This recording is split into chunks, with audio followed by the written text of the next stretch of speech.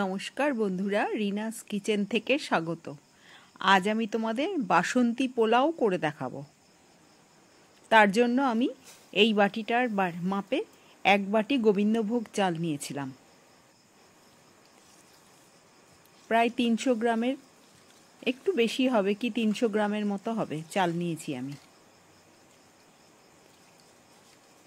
চালটাকে আমি ভালো করে ছাঁকনিতে ধুয়ে নিচ্ছি যাতে জলটা তলা দিয়ে পড়ে যায়। চালটা ধুয়ে নিয়ে আমি একটা থালায় ছড়িয়ে রাখলাম। চালটাকে শুকিয়ে নিতে হবে। ছড়িয়ে কিছুক্ষণ ফ্যানের তলায় রেখে দিলেই চালটা শুকিয়ে যাবে।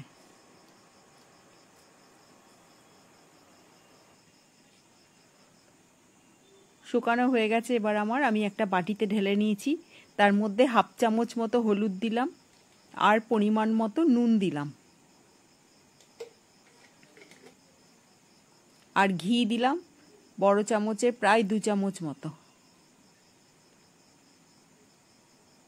চালটাকে ঘি দিয়ে মাখাতে হবে। আর আদা বাটা দিলাম বড় চামচে প্রায় 1 চামচই। এবার চালটার সাথে সব মাখাতে হবে। আর গরম মশলার গুঁড়ো দিলাম, আর গরম মশলার সঙ্গে 1/2 চামচ মতো গোলমরিচ ছিল, গোলমরিচের গুঁড়ো ছিল। ভালো করে চালের সাথে মাখিয়ে নিতে হবে।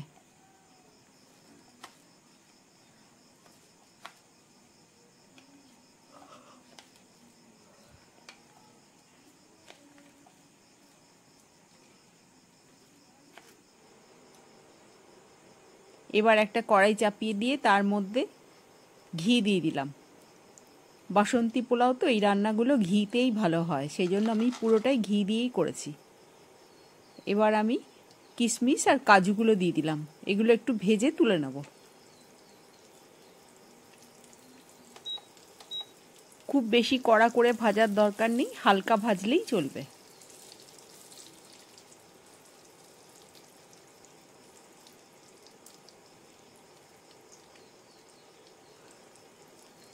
এবার কাজু কিশমিশগুলো তুলে নিতে হবে।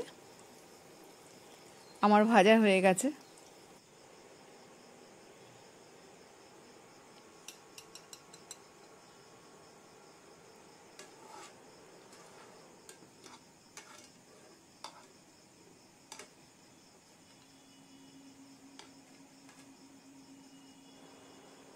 এবার এই ঘিটার মধ্যে আমি তেজপাতা আর গোটা গরম মশলা ফোড়ন দিয়ে দেবো,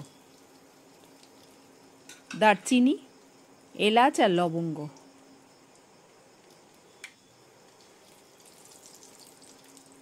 এবার ফোড়নটার থেকে একটা মিষ্টি সুন্দর গন্ধ বেরোবে। তখন আমি চালগুলো দিয়ে দেবো, যেগুলো আমি মাখিয়ে রেখেছিলাম মশলা দিয়ে। মশলা বলতে আমি আদা বাটা দিয়েছিলাম আর গোটা এই গরম মশলার গুঁড়ো দিয়েছিলাম, আর নুন হলুদ সামান্য দিয়েছিলাম।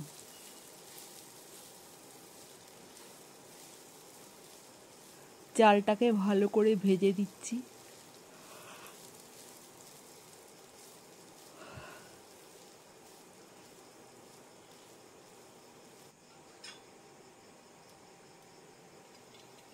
এবার কাজু কিশমিশগুলো দিয়ে দিলাম।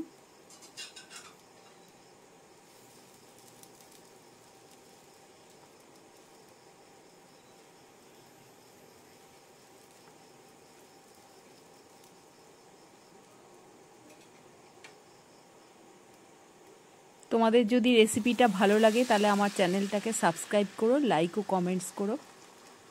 এবার আমি পরিমাণ মতো জল দিলাম। যে বাটির মাপে আমি চাল দিয়েছিলাম সেই বাটির মাপেই জলটা দিতে হবে। আমি 1 বাটি যেহেতু চাল নিয়েছি, সেহেতু 1.5 বাটির একটু বেশি জল নিয়েছিলাম। পুরো 2 বাটি আমি নিইনি, 1.25 বাটি মতো নিয়েছি জল।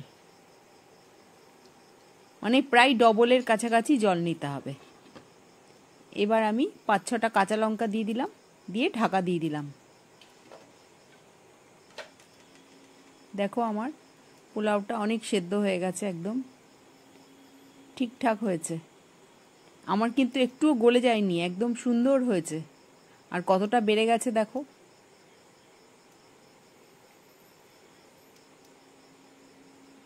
এবার আমি চিনি মেশাবো। চিনিটাকে আমি গুঁড়ো করে রেখে দিয়েছিলাম, গুঁড়ো করলে সুন্দরভাবে মিশে যায়।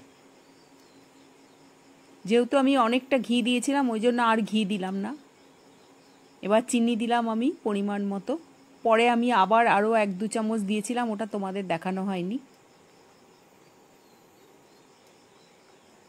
গুঁড়ো করা চিনি তো একটু বেশি লাগে দিতে।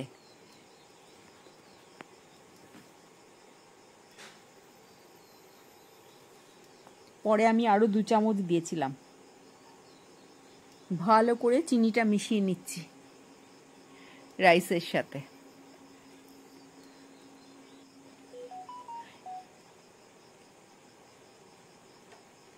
আর বাসন্তী পোলাও একটু মিষ্টি মিষ্টি হলে ভালো লাগে। এবার কিছুক্ষণ স্ট্যান্ডিং টাইম দিয়ে দিলাম, ঢাকা দিয়ে রেখেছিলাম কিছুক্ষণ। এবার আমি নামিয়ে নিচ্ছি।